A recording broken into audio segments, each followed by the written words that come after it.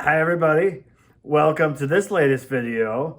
We're currently in our sticks and bricks. We're not coming to you from the camper where we should be. We are actually home in Michigan in the dreary Michigan winter at the moment.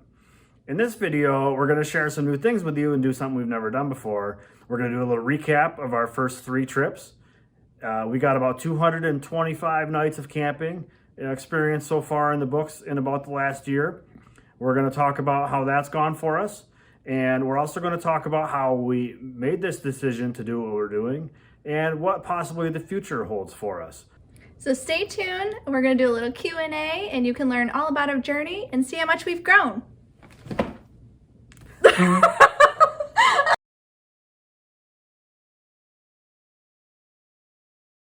Okay, so welcome to our map. This is our inspiration board where we use to figure out where we want to go. So our first trip is this black line here. And when we were planning, we talked about where we want to go. And we knew we wanted to go down to Savannah. We really wanted to take Datsuk down there. And then we wanted to go up to Delaware to the beach. And so we kind of filled in places in between. Our first stop was in Hocking Hills, Ohio, which we were very excited to go to. That day was day number 1. It was like 330 miles and it kind of started out very rough. We had some like brake leaks happening on the truck. It was super windy. It took us forever to get there, about 8 hours, and we had to gas on the road, which was the first time we have ever done this, and all this stuff is so new to us. It's very uncomfortable. I have a lot of super great memories. The first one, like I said, we were super excited to take Datsuk to Savannah. We took him down the street. Now, by the time we got there, it was like March or April time frame, and it was 90 degrees, which I was not expecting. But one cool thing is walking down the streets of Savannah, a lot of shops have water bowls that they'll put out for dogs. And as soon as Datsuk saw one of these water bowls, like he just immediately went through it. And so it was so funny just watching him drink out of all these water bowls. And it was his first time going into like a people store. So there were some stores that allowed dogs to come in, and it was so hot. And so we went into this lavender store that smelled so awesome. And he just went on the floor. He got some free lavender treats and he just fell asleep on their floor. It was so cool. And I was super excited also to take him to the beach to like see him drink ocean water. So he's drinking all the time. Like in every video, I'm always filming him drinking. But the ocean water, he didn't really love all that much. Like he kept drinking it and he was kind of like, something's wrong with this water. And he drank a little more and then he was like, I'm done. So it was super funny to watch that. And then I was excited to take him to Niagara Falls. So Niagara Falls is a special spot for us. We got married at Niagara Falls on the Canadian side, but we took him to the US side. It was super pretty there and I liked watching him and he had a good time. And then his birthday was in April and he had a phenomenal time hiking. He did so good and we got him treats afterward at a doggy bakery and he just had the best day.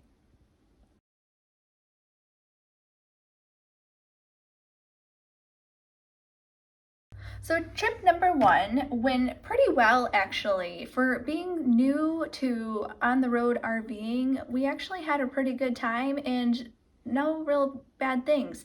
The only trouble we really had was I booked a state park in South Carolina, and we had a really hard time getting into the spot where we actually just gave up. We said it's not going to work, and the state park, they actually refunded our money, fortunately. But then I had to call around to find a spot for like now, and that even worked out really well. So that was really the only trouble that we had. Our first trip, we did 50 nights and 6,000 miles.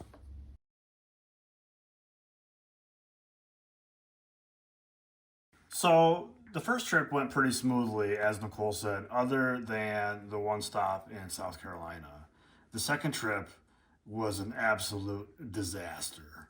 So the second trip that we went on is the Blue Line, headed up this way and back home.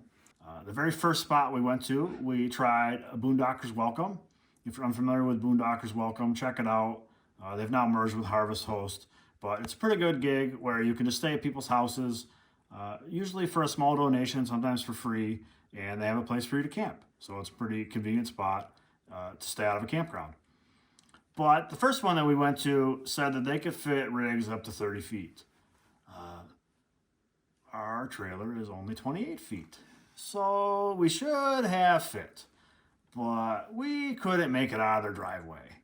So we actually had to finally, in the end, unhook, and our host was nice enough to hook up his truck because he had a smaller Honda Ridgeline, and he was actually able to maneuver us out because we were stuck between two trees and we could not get out.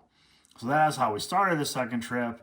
And then only a matter of a few hours later, if you saw the video footage, I'm blowing smoke out of the transmission, and we had some pretty major problems right from day 2 of this trip.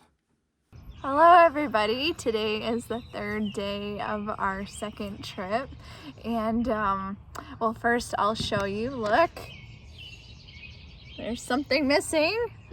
We're down a truck right now. What's the story, Kyle?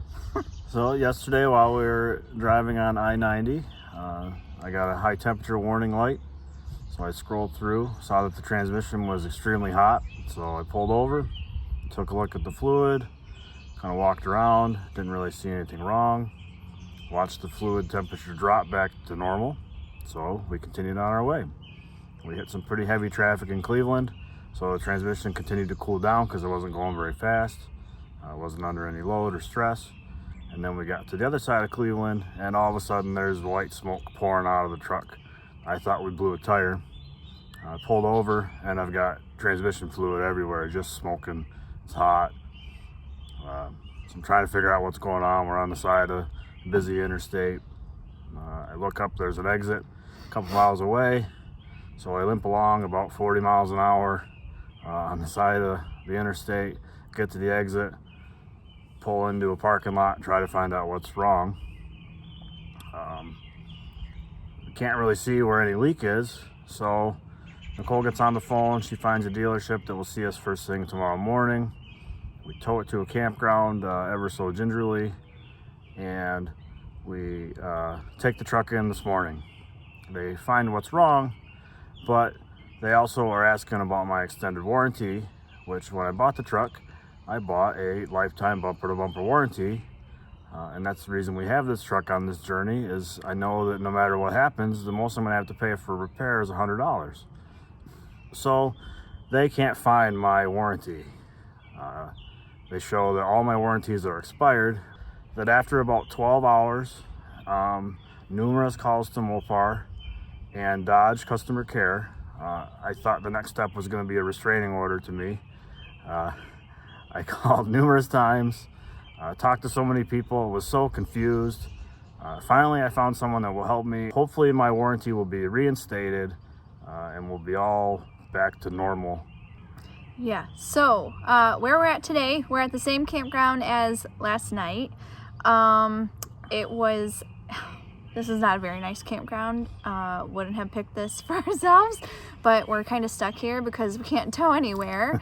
The wood chipper right next to the camper was a nice touch this morning. A little lesson learned for maybe life on the road, and having one vehicle as your tow vehicle. So after a short couple-day detour just to the east side of Cleveland, we got the truck fixed up and a major battle with Mopar to get my lifetime warranty reinstated. We're headed back out on the road again. So we get into the Finger Lakes region, and it was okay. We're finally getting ready to go, except we were shorter today in the Finger Lakes. So we get into the Adirondack region, and that is when we had to put Datsuk down. So our second night there, in the middle of the night, he actually started to get stomach bloat, and we had to rush him to the emergency vet, where unfortunately they had to put him down. And so that really hurt that place. So we really didn't do anything in the Adirondacks. So then we moved into Vermont, and it was still the same thing. We considered going home. We were encouraged to go on because we were staying at another Boondocker's Welcome, and he said, just keep trying. So we did. But the next few stops, we were just kind of going through the motions, and it was really hard to enjoy ourselves.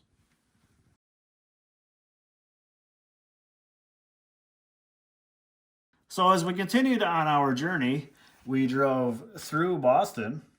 which I was pretty unexpected to do. I got to take the trailer through downtown Boston, still on I-95, but incredibly busy. I got to take a bunch of tunnels that just continued on and on and on forever. And every lane that I was in continued to end, so I got to merge into 4 or 5 lanes of bumper-to-bumper traffic, which was very fantastic. And after we left Boston, not too long into the future, I got to drive through New York City because somehow we made a little gaffe in our GPS planning and we picked the route that took us over the George Washington Bridge. If you're unfamiliar with the George Washington Bridge, it is the busiest bridge in the world. So that was fantastic to travel on in my RV. Highly recommended for anyone that needs to learn how to drive an RV. The George Washington Bridge is definitely the place for you. So once we got out of New York City, we had a little short stop in New Jersey for 3 nights, and we were headed to a place in Pennsylvania after that. So we get just into Philadelphia. I get to go over the Benjamin Franklin Bridge into downtown Philadelphia because why not drive through every major city on the East Coast? So I get into Philadelphia and there's traffic everywhere, of course, and the transmission once again decides to start overheating. So it's at this point that luckily we're in a construction zone and I'm able to pull over into the closed lane to figure out what we're going to do. So we find a campground that is close by to where we've broken down and we're able to take the camper there, and we find a dealership the next day that will actually see us, and lo and behold, I need a new transmission. So the truck was in the shop for about 17 days. As you saw at the beginning of our 3rd trip, I talked about how I got to make the trip 5 times to this dealership in the rental car, and my father-in-law was nice enough to loan me his truck so that we could get our camper home. So that was quite an adventure. So this trip just turned out to be a disaster. We spent 44 nights camping. It was supposed to be longer, but we ended up having to cut it short because of the truck problems and us being stranded in eastern Pennsylvania. And we put about the same, it was about 6,000 miles on this trip. The places we saw were pretty amazing. Martha's Vineyard and Cape Cod, Massachusetts were very fun. I definitely like that. Acadia National Park has been on our bucket list for a long, long time. We were both really excited to go there, and it did not disappoint. That was a pretty amazing place. It was disappointing because Acadia is one of the few national parks that is dog friendly, and that's why we were going there. We really wanted to take Datsuk, but it just didn't work out for us, unfortunately.